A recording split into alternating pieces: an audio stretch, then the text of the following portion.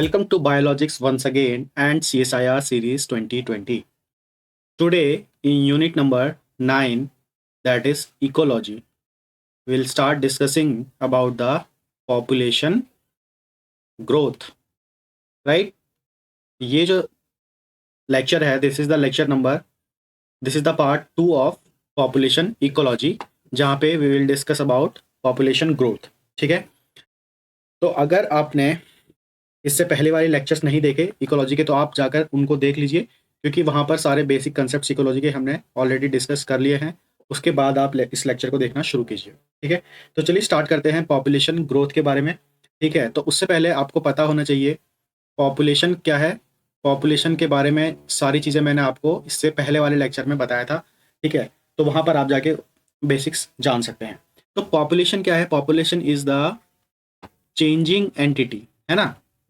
Population एक changing entity है, मतलब पॉपुलेशन जो होती है, जनसंख्या जो होती है, वो बदलती रहती है टाइम टू टाइम, कभी भी एक जैसी नहीं रहती है ना।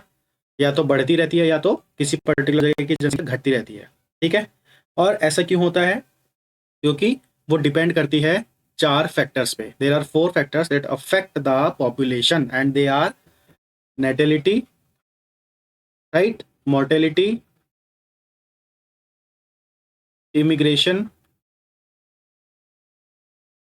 And emigration.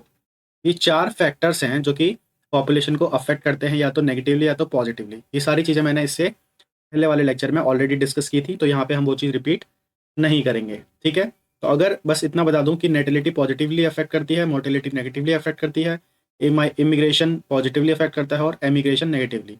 तो जहाँ पे जिस पॉपुलेशन में आपका नेटिलिटी और इमिग्रेशन ज़्यादा होगा, ठीक है, उस पर्टिकुलर पॉपुलेशन, वो पर्टिकुलर पॉपुलेशन कंटिन्यूसली इंक्रीज होती हुई चली जाएगी। ठीक है, और जहाँ पर मॉर्टेलिटी रेट और एमिग्रेशन रेट ज़्यादा होगा, वहाँ पर वो पॉपुलेशन कंटिन्यूसली डिक्रीज होती हुई चली जाएगी। ठीक है, तो ये 4 फैक्टर्स आपको याद रखने हैं, राइट।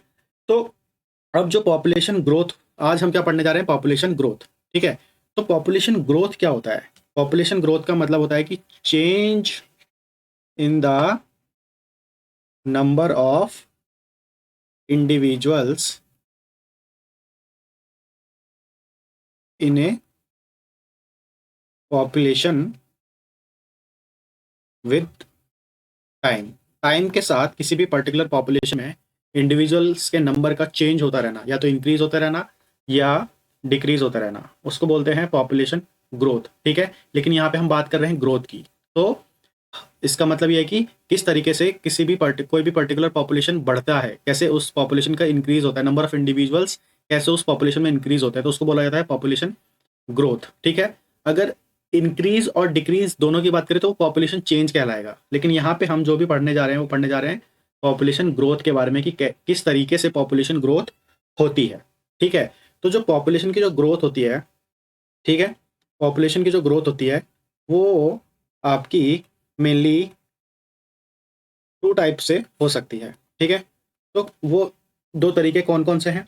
तो जो पहला होता है वो होता है आपका एक्सपोनेंशियल ग्रोथ। ठीक है, और जो दूसरा होता है वो होता है आपका लॉजिस्टिक ग्रोथ।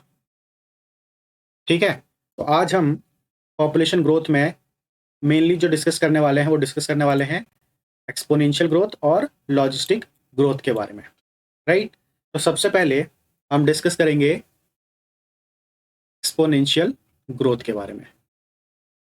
ठीक, एक्सपोनेंशियल ग्रोथ, तो एक्सपोनेंशियल ग्रोथ को आप ज्योमेट्रिक ग्रोथ भी बोल सकते हो। ठीक है, तो अब एक्सपोनेंशियल ग्रोथ क्या होता है? ठीक है, तो और कौन से पॉपुलेशन में ये इस टाइप की ग्रोथ देखी जाती है? ठीक, तो एक्सपोनेंशियल ग्रोथ वहां पर देखी जाती है, उस पर्टिकुलर एरिया में, रीजन में देखा जाता है जहां पर जो आपके रिसोर्सिस हैं, वो अनलिमिटेड हो। ठीक है, ये चीज आपको याद रखनी है। ठीक है, रिसोर्सिस आपके अबंडेंट होने चाहिए, अनलिमिटेड होने चाहिए, मैक्सिमम अवेलेबल होने चाहिए।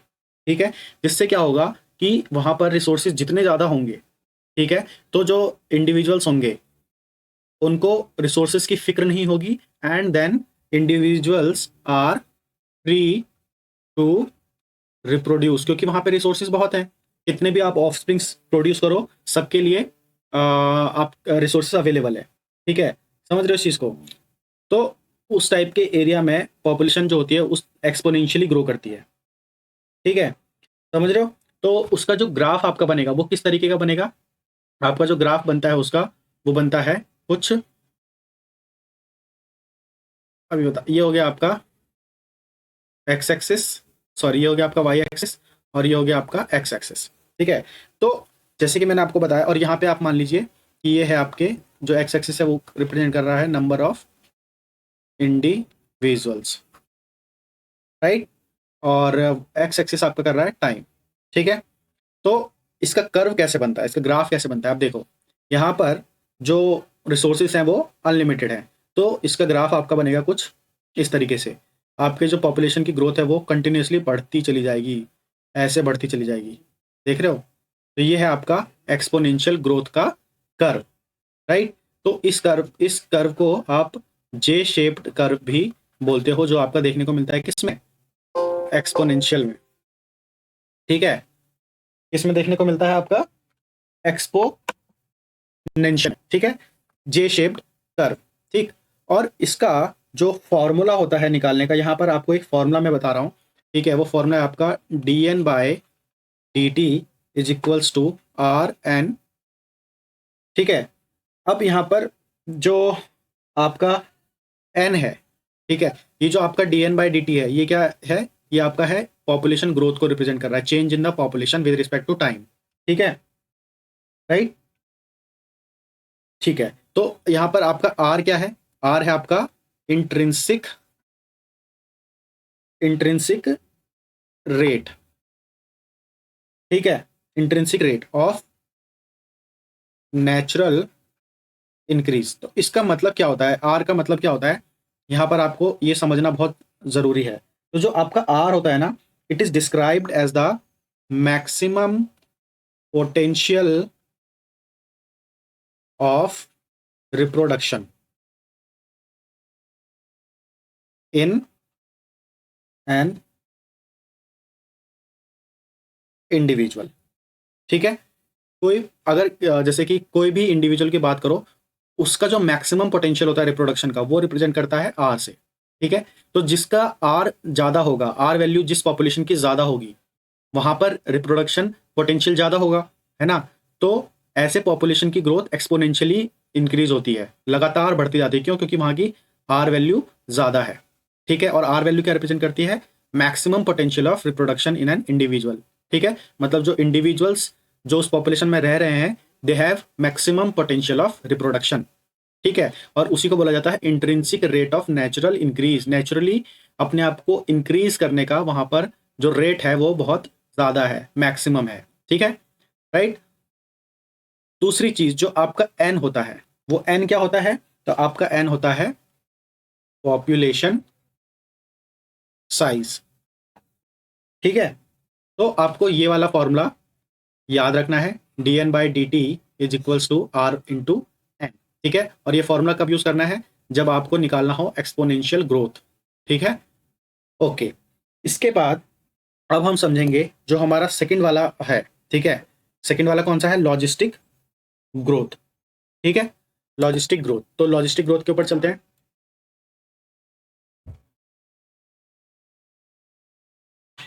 लॉजिस्टिक ग्रोथ, देखो अब क्या होता है कि जो हमने पहले वाले ग्राफ में बात की थी, एक्सपोनेंशियल ग्रोथ कब होती है? जब रिसोर्सेस अनलिमिटेड हो, है ना? रिसोर्सेस कैसे हो? अनलिमिटेड हो। ठीक है, तो वहां पे एक्सपोनेंशियल ग्रोथ होती है। लेकिन जो अनलिमिटेड रिसोर्सेस कहीं पे भी नहीं होते, ये आपको पता होना चाहिए। ठीक है, आप कहीं पे भी चले जाओ दुनिया में, जो रिसोर्सेस हैं वो हमेशा कैसे होते हैं? लिमिटेड होते हैं। ठीक है ना, रिसोर्सेस कैसे होते हैं? हमेशा लिमिटेड होते हैं। ठीक है, तो जो एक्सपोनेंशियल ग्रोथ है वो कहीं नहीं देखी जाती। इस टाइप की ग्रोथ कहीं पे भी आप देखोगे, वो देखोगे आप लॉजिस्टिक ग्रोथ, एक लॉजिकल ग्रोथ देखोगे, है ना? क्यों? क्योंकि दुनिया में आप किसी भी जगह पे चले जाओ, जो रिसोर्सेस होते हैं ना वो लिमिटेड होते हैं। ठीक है। तो रिसोर्सेज के हिसाब से ही कोई भी पॉपुलेशन ग्रो करता है ना। जितना रिसोर्सेज अवेलेबल होगा उस पॉपुलेशन में इंडिविजुअल्स अपनी फैमिली को उतना ही ज्यादा बढ़ाएंगे, ठीक है, रिसोर्सेज के हिसाब से बढ़ाएंगे, है ना। तो उस कंडीशन में जो ग्रोथ होती है वो कैसी होती है, लॉजिस्टिक होती है, ठीक है। तो आपको समझ में आ गया होगा कि exponential growth is never seen in the real situation, ठीक है। ओके, नाउ अब हम बात करेंगे लॉजिस्टिक ग्रोथ की, ठीक। तो जैसे कि मैंने बताया कि जो पॉपुलेशन डेंसिटी इंक्रीज होती है उसमें हर एक इंडिविजुअल का जो एक्सेस होता है वो लिमिटेड रिसोर्स तक ही होता है। कोई भी इंडिविजुअल एक लिमिटेड रिसोर्स को ही यूज कर सकता है, इसलिए वहां पे कैसी ग्रोथ देखी जाती है, लॉजिस्टिक ग्रोथ, ठीक है। अब कोई भी जिस भी आप एनवायरनमेंट में रह रहे हो, कोई भी पर्टिकुलर एनवायरनमेंट की आप बात करोगे, पर्टिकुलर एनवायरनमेंट, ठीक है, आप किसी भी जगह चले जाओ, किसी भी एनवायरनमेंट में चले जाओ, हर जगह आपको इसका एक कैपेसिटी होता है, किसी भी पर्टिकुलर एनवायरनमेंट का एक कैपेसिटी होती है, capacity to support maximum number of individuals, ठीक है, मैक्सिमम नंबर ऑफ इंडिविजुअल्स या बोल सकते हो पॉपुलेशन, ठीक है। तो उसको क्या बोलते, उस चीज को आप बोलते हो कि उस पर्टिकुलर एनवायरनमेंट की, ठीक है, या उस पर्टिकुलर रीजन का वो है कैरिंग कैपेसिटी।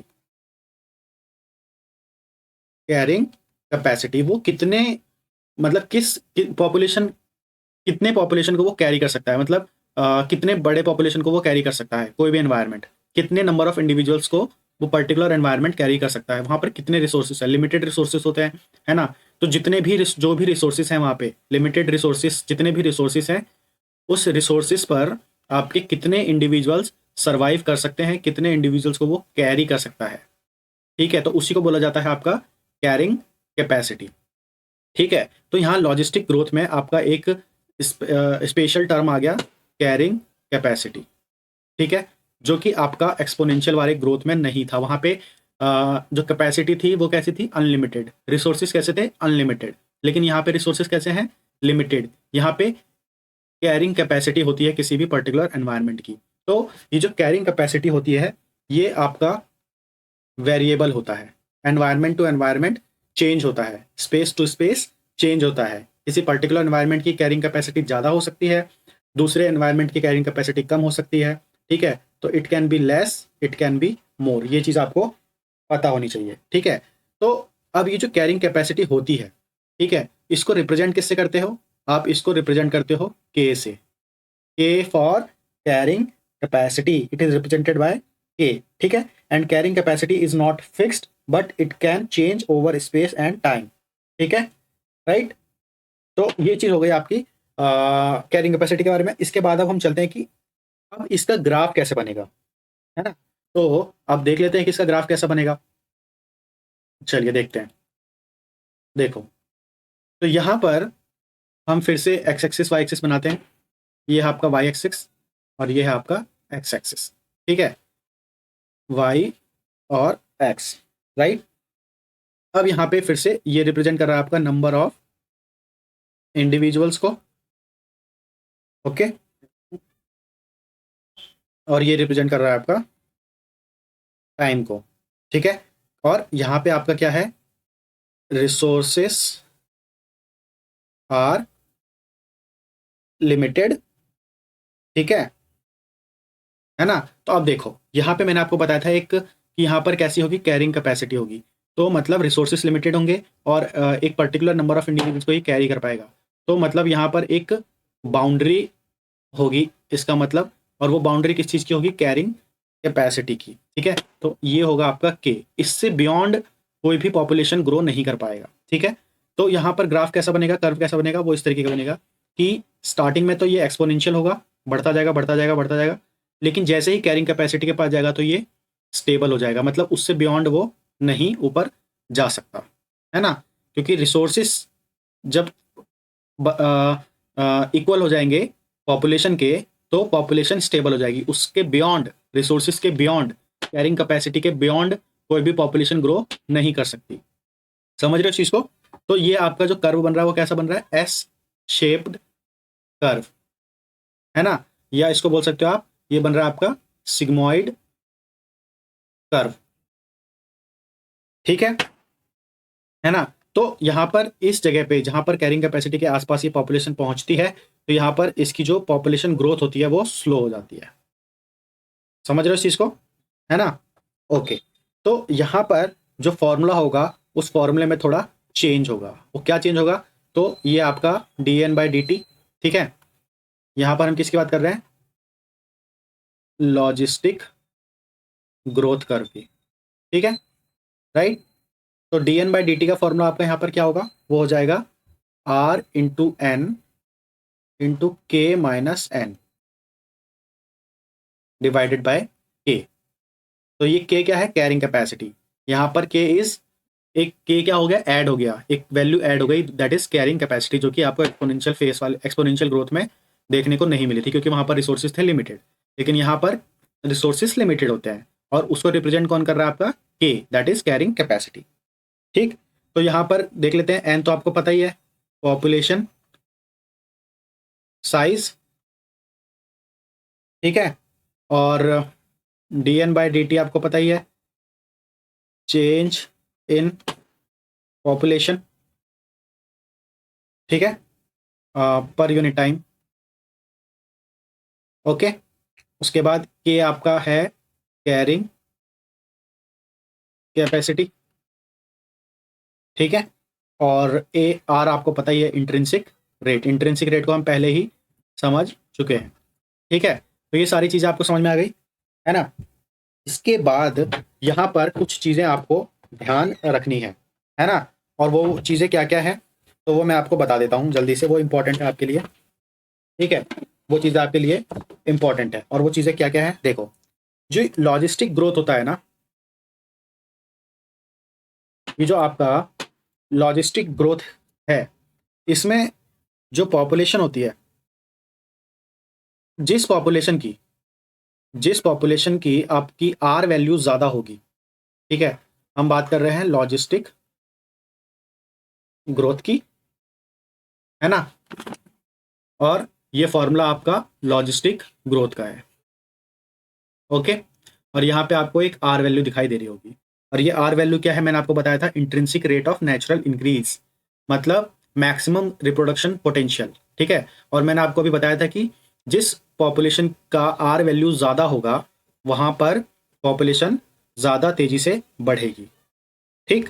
तो अब यहाँ पे ध्यान से समझो कि in logistic growth population population with greater R value greater R value will reach K, that is carrying capacity, more rapidly। समझ रहे हो इस चीज को? है ना? ऑब्वियस सी बात है, जिस पॉपुलेशन की आर वैल्यू ज्यादा होगी, मतलब रिप्रोडक्शन पोटेंशियल ज्यादा होगा, वो जल्दी जल्दी रिप्रोड्यूस करेंगे और कैरिंग कैपेसिटी पे जल्दी पहुंच जाएंगे इन लेस टाइम। ये चीज आपको याद रखनी है, यहीं से क्वेश्चन पूछे जाते हैं। ऐसे कंसेप्ट आपको बहुत अच्छे से समझने हैं, ठीक है? बहुत कंसेप्चुअल क्वेश्चन पूछे जाएंगे इस पोर्शन से, पॉपुलेशन ग्रोथ वाले से, और आपको वो क्वेश्चंस बिल्कुल भी गलत नहीं करने, ठीक है ना? राइट? और अगर population with less R value, जिस पॉपुलेशन की आर वैल्यू कम होगी, will reach K, that is carrying capacity, very slowly. समझ रहे हो? तो ये चीज आपको समझ में आ गई, है ना? ग्रेट। इसके बाद अब हम दो पॉइंट्स और डिस्कस करेंगे कि आपके लिए काफी ज्यादा इंपॉर्टेंट है, और वो क्या है वो देखते हैं। देखो यहाँ पर ध्यान से देखना बिल्कुल। पहले तो आप एक बार दोबारा से यहाँ पर फॉर्मूला लिख देते हैं, क्योंकि ये फॉर्मूले को ही हमको समझना है। dn/dt is equals to r/n k-n divided by k, ठीक? और यहाँ पर k क्या है आपका? k है कैरिंग कैपेसिटी, मतलब कि एक एनवायरनमेंट, पर्टिकुलर एनवायरनमेंट कितने लोगों को कैरी कर सकता है, किस साइज के पॉपुलेशन को कैरी कर सकता है। समझ में आ गया, है ना? और n क्या है आपका? एन है आपका पॉपुलेशन साइज, ठीक है। तो अब आपको यहाँ पर दो पॉइंट्स ध्यान रखने हैं। तो जो पहला पॉइंट है आपका वो क्या है? पहला पॉइंट है आपका कि if N is less than K. समझ रहे हो इस चीज को? यहाँ पर ध्यान से देखो कि अगर एन आपका बहुत कम है के से, बहुत छोटा है के से, तो बहुत छोटा, सबसे छोटा कितना हो सकता है? सबसे छोटा कितना हो सकता है वैल्यू? वो जीरो हो सकती है। सबसे कम वैल्यू क्या होती है? जीरो ही हो सकती है। उससे उससे छोटी वैल्यू तो होती नहीं है कोई। नेगेटिव में नहीं जाना, सबसे छोटी वैल्यू की बात कर रहा हूँ, जीरो होती है। समझ रहे हो इस चीज को? तो आपका पॉपुलेशन ग्रोथ कैसा होगा, है ना? तो देखो, यहाँ वैल्यू पुट कर दो, D N by D T is equals to R N K minus zero, ठीक है? समझ रहे हो, है ना? डिवाइडेड बाय के, ठीक है। तो यहाँ पे क्या हो जाएगा? आर एन इंटू के डिवाइडेड बाय के, ठीक है। के से के क्या कट गया आपका? बचा आर इंटू एन, ठीक है। तो D N by D T is equal to हो गया आर इंटू एन, ठीक है। समझ रहे हो इस चीज को? अब यहाँ पे आप ये सोच रहे हो कि मैंने इस एन की वैल्यू पे जीरो क्यों नहीं रखा, सिर्फ यहीं पे क्यों रखा? ठीक है, क्योंकि ये जो के माइनस एन है, ये जो आपका के माइनस एन है, K minus N, this indicates how much of resource are still available for population, ठीक है। और ये जो है देखो आर इंटू एन, तो एक्सपोनेंशियल ग्रोथ की जब हमने बात की थी तो उसका फॉर्मूला सिर्फ इतना था, D N upon D T is equals to R into N.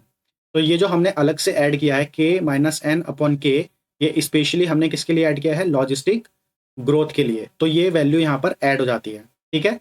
तो हमने इसीलिए सिर्फ यहाँ पर एन की वैल्यू जीरो रखी है कि अगर अगर वहां पर एन की वैल्यू काफी कम है के से, तो किस टाइप की ग्रोथ होगी, ठीक है।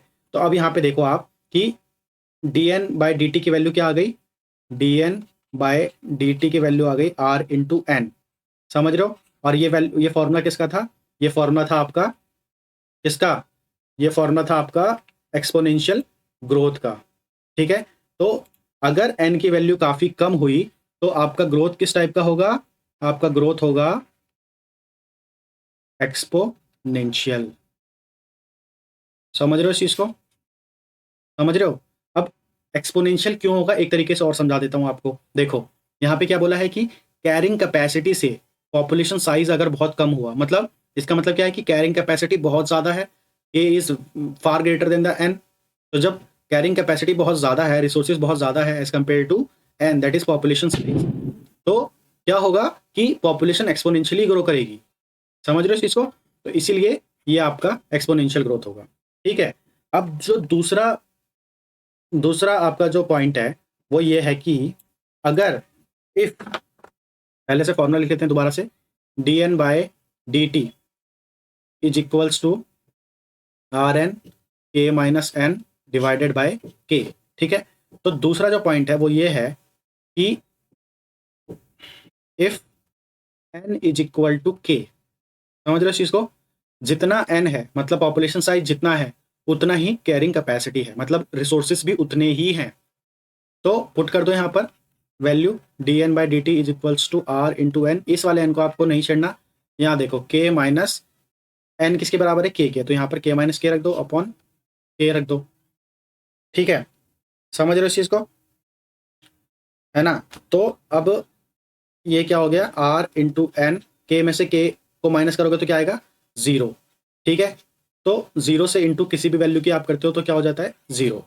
तो यहाँ पे जो ग्रोथ होगी वो जीरो होगी। तो ग्रोथ रेट क्या होगा? Growth rate will be zero. वहां पर ग्रोथ नहीं होगी जहां पर एन इज इक्वल टू के होगा। क्यों ग्रोथ नहीं हो रही? अगर सिंपल भाषा में हम समझे तो भाई जितनी कैरिंग कैपेसिटी है उतना ही पॉपुलेशन साइज है। तो रिसोर्सेज तो सारे ऑक्यूपाइड है, तो और कितना ग्रोथ होगा, तो वहां पर ग्रोथ रेट 0 होगा। समझ रहे हो? तो ये चीजें आपको ध्यान रखनी है, ये कॉन्सेप्ट्स आपके लिए काफी ज्यादा इंपॉर्टेंट हैं। ठीक है, इसके बाद तो ये तो हो गई आपके ग्रोथ पॉपुलेशन ग्रोथ की बात, राइट। अब यहाँ पर आगे हम एक दो चीजें और डिस्कस कर लेते हैं जो कि आपके एग्जाम के लिए काफी ज्यादा इंपॉर्टेंट है। तो यहाँ पर एक कंसेप्ट आता है आपका डिस्पर्शन का। ठीक है, डिस्पर्शन। अब ये डिस्पर्शन क्या होता है वो समझ लेते हैं जल्दी से। डिस्पर्शन, तो जो डिस्पर्शन होता है वो क्या होता है कि वो होता है डिस्ट्रीब्यूशन पैटर्न ऑफ इंडिविजुअल। ठीक है, क्या है? Distribution pattern of individuals in A population. मतलब एक कोई भी पॉपुलेशन की बात जो हम कर रहे हैं, उस पॉपुलेशन में जो इंडिविजुअल्स हैं उनका डिस्ट्रीब्यूशन कैसा है। ठीक है, तो वो 3 तरीके का हो सकता है distribution. There are 3 types of distributions possible in a particular population. ठीक है, तो जो आपका पहला है, फर्स्ट है, वो कहलाता है आपका रेगुलर डिस्पर्शन। ठीक है, जो दूसरा जो है वो आपका कहलाता है रैंडम डिस्पर्शन। ठीक है, और जो आपका तीसरा है वो आपका कहलाता है क्लम्प्ड डिस्पर्शन। ठीक है, समझ रहे हो? तो जो आपका रेगुलर डिस्पर्शन है ना, जो आपका रेगुलर डिस्पर्शन है वो क्या होता है? तो रेगुलर डिस्पर्शन का मतलब ये है कि जो आपके इंडिविजुअल्स हैं, इंडिविजुअल्स आर स्पेस्ड, ठीक है, एट रेगुलर, और बोल सकते हो equal distance from each other. मतलब उस पॉपुलेशन में जो इंडिविजुअल रहते हैं बिल्कुल बराबर दूरी पे रहते हैं। जैसे एक का घर यहाँ है, दूसरे का घर यहाँ होगा, तीसरे का एग्जैक्ट दूरी पे होगा, चौथे का एग्जैक्ट दूरी पे होगा, पांचवें का एग्जैक्ट दूरी पे। तो कहीं आपने ऐसा देखा है पैटर्न? बहुत कम, नहीं देखते ऐसा पैटर्न। ठीक है, तो दिस वन इज रेयर। ठीक है, this one is rare in nature, right. अब चलते हैं दूसरे पे। तो दूसरा क्या है आपका? दूसरा है रैंडम। ठीक है, तो रैंडम का मतलब है आपका यहाँ पे कि all the individuals are unrelated unrelated to the position of its neighbour. मतलब अपने नेबर के पोजीशन से अनरिलेटेड होते हैं, रिलेशन ही नहीं होता। तो कहीं आपने ऐसा भी मुझे नहीं लगता कि देखा होगा। तो this is also rare in nature. तो आपसे एग्जाम में क्वेश्चन अगर पूछा भी गया तो इस तरीके से ही पूछा जाएगा कि which one of the dispersion is rare in nature, या which one of the dispersion is most commonly found in nature. तो रेयर की अगर बात हो तो आपके रेगुलर डिस्पर्शन और रैंडम डिस्पर्शन होंगे। लेकिन अगर यूनिवर्सल डिस्पर्शन की बात करें जो मोस्ट कॉमनली देखी जाती है, वो आपका होगा क्लम्प्ड डिस्पर्शन। ठीक है, समझ रहे हो? तो most of the population exhibit this kind of dispersion. ठीक है, most population exhibit this dispersion. ये चीज आपको याद रखनी है। ठीक है, तो इसमें क्या होता है? इसमें होते हैं क्या कि जो इंडिविजुअल्स होते हैं, individuals are aggregated into groups, है ना। आप किसी भी सोसाइटी में चले जाइए, एक आपको सोसाइटी में भी ना छोटे छोटे ग्रुप मिल जाएंगे सिमिलर थिंकिंग वाले। ठीक है, जैसे कुछ लोग का यहाँ पे है, तो कॉलोनी में भी छोटे छोटे ग्रुप्स मिल जाएंगे आपको। लोग वैसे ही रहना पसंद करते हैं अपने सिमिलर थिंकिंग वालों के साथ। तो उसको बोला जाता है क्लम्प्ड डिस्पर्शन। ठीक है, तो this one is more common.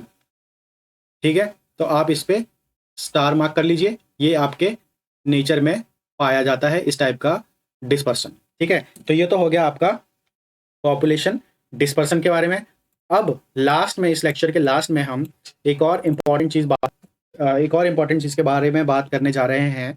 That is about age pyramid, age pyramid, sorry, age pyramid. ठीक है, ओके। तो ये एज पिरामिड क्या होता है कि अगर आपको किसी भी पॉपुलेशन में एज डिस्ट्रीब्यूशन के बारे में पढ़ना है कि एक पर्टिकुलर एज के कितने लोग हैं, ठीक है, रिप्रोडक्टिव एज के कितने लोग हैं या प्री रिप्रोडक्टिव एज के कितने लोग हैं, तो आपको वह उस पर्टिकुलर पॉपुलेशन का एज पिरामिड स्टडी करना होगा। ठीक है, तो आप बोल सकते हो कि age pyramid is the easiest and easiest and most convenient way to represent the age distribution, age distribution in a population। ठीक है, समझ रहे हो? तो अब जो आपका एज पिरामिड होता है वो आपका मेनली 3 कैटेगरीज में डिवाइडेड है, मतलब 3 तरीके का आपका देखा जाता है। ठीक है, और ये जो है आपके, ये तीनों कैसे हैं? ये तीनों हैं आपके हाइपोथेटिकल एज पिरामिड, मतलब ऐसा हाइपोथेसिस है कि इन 3 टाइप के आपके एज पिरामिड अवेलेबल हैं, मतलब बन सकते हैं। तो ये तीनों कैसे हैं? हाइपोथेटिकल एज पिरामिड है। ठीक है, तो इसमें से जो फर्स्ट है आपका, जो फर्स्ट है उसको आप बोलते हो एक्सपेंडिंग पॉपुलेशन। ठीक है, एक्सपेंडिंग पॉपुलेशन, और इसका जो शेप होता है वो होता है पिरामिड शेप। ठीक है, वो किस तरीके से होता है अभी बताता हूं, देखो। तो ये जो एक्सपेंडिंग पॉपुलेशन है, इसका जो आपका एज पिरामिड बनता है वो इस तरीके का बनता है।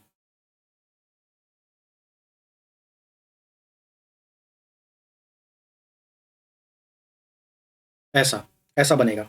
ठीक है, तो इसमें आप डिवाइड कर दीजिए कि जो सबसे ऊपर का जो आप देख रहे हो पोर्शन, ये वाला, ठीक है, सबसे ऊपर का जो पोर्शन देख रहे हो येलो कलर से, ये है आपका, ये है आपके पोस्ट रिप्रोडक्टिव एज के लोग।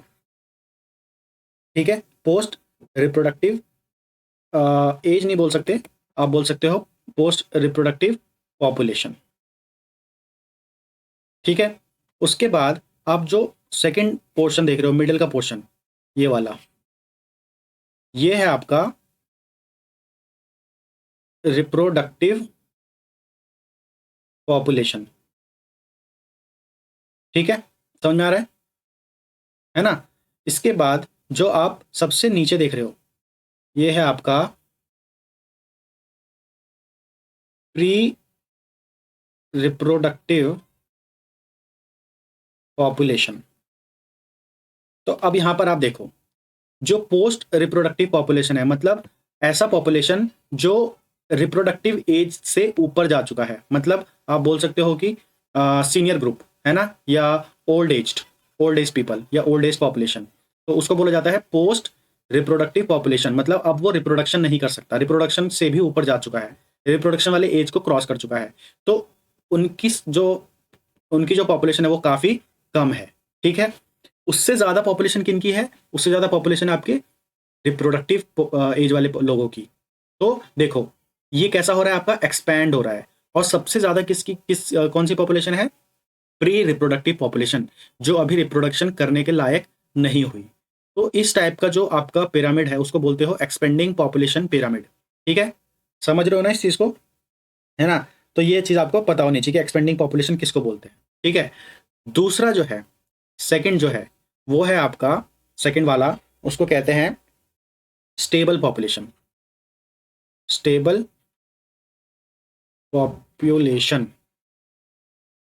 ठीक है, और इसका जो शेप होता है ना, इसका जो शेप होता है वो होता है आपका बेल शेप्ड।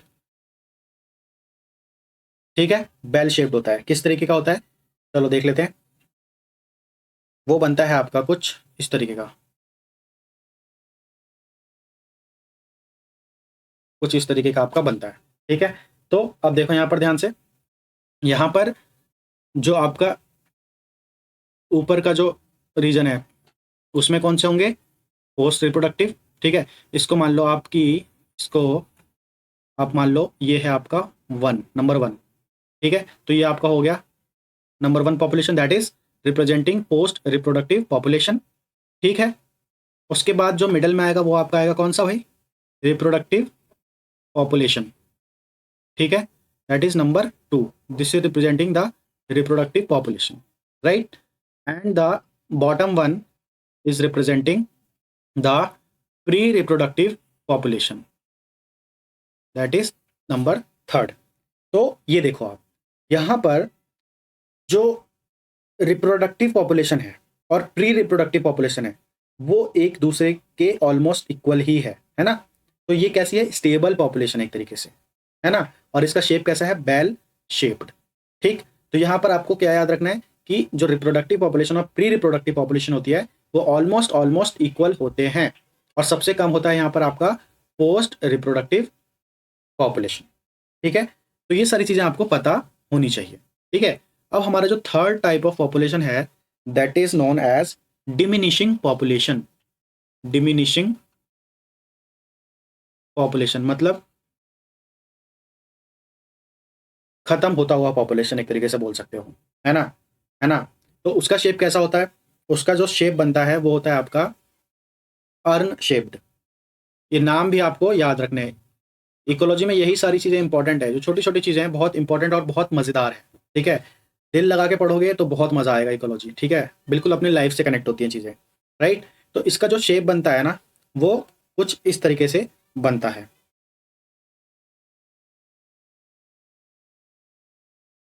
कुछ इस तरीके से आपका बनता है। तो यहाँ पर आप देखो, यहाँ पर आपका जो ये हो गया वो तो हो गया आपका कैसा, पोस्ट रिप्रोडक्टिव पॉपुलेशन। ठीक, और यहाँ पर जो है वो ये है रिप्रोडक्टिव पॉपुलेशन। ठीक है, वो सबसे ज़्यादा है ना। और जो आपका सबसे कम है वो है आपका प्री रिप्रोडक्टिव पॉपुलेशन। तो ये डिमिनिश होता जा रहा है, जो नेक्स्ट जनरेशन है वो कम होती हुई चली जा रही है ना। तो इसलिए इसको बोलते हैं डिमिनिशिंग पॉपुलेशन। ठीक है, और इसका शेप कैसा होता है, इसका शेप होता है अर्न शेप्ड, राइट। तो आज के लेक्चर के लिए इतना ही, है ना। आई होप कि आज आपको ऑलमोस्ट सब कुछ समझ में आ गया होगा, और ये लेक्चर आपके एग्जाम के लिए, सीसीआर के लिए काफ़ी ज़्यादा इंपॉर्टेंट है। ठीक है, अगर आपको इस लेक्चर के या इससे पहले वाले इकोलॉजी के जितने भी लेक्चर्स हुए हैं उनके नोट्स अगर आपको चाहिए तो वो आपको या तो मेरे फेसबुक के पेज पे मिल जाएंगे, वहाँ पे मैं इनके नोट्स के इमेजेस क्लिक करके अपलोड करता हूँ, या आप अगर टेलीग्राम पे हैं तो मेरे टेलीग्राम चैनल पे जाकर पीडीएफ फॉर्म में आप उन नोट्स को ले सकते हैं। ठीक है, तो टेलीग्राम का जो लिंक है, फेसबुक का जो लिंक है, इंस्टाग्राम का जो लिंक है वो नीचे डिस्क्रिप्शन बॉक्स में अवेलेबल है, आप उन पर क्लिक कीजिए, जाके फॉलो कीजिए, और नोट्स अगर आपको चाहिए तो आप ले सकते हैं। ठीक है, तो आई होप ये वीडियो आपको पसंद आई होगी। अगर पसंद आई वीडियो तो लाइक कर दीजिए, शेयर कीजिए, और अगर चैनल पे फर्स्ट टाइम आए हो तो चैनल को सब्सक्राइब कर लीजिए, बेल आइकन को प्रेस कर लेना ताकि आगे आने वाली सारी वीडियोस की नोटिफिकेशन आप तक डायरेक्टली बिना किसी रुकावट के पहुंच जाए। चलिए मिलते हैं नेक्स्ट वीडियो में, तब तक पढ़ते रहिए, ख्याल रखिए। Thank you so much.